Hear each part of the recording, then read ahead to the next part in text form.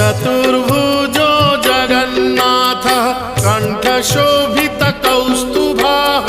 पद्मनाभो देवगर्भश्चन्द्रसूर्यविलोकनः जगन्नाथो लोकनाथो नीलाद्रीशः परो हरिः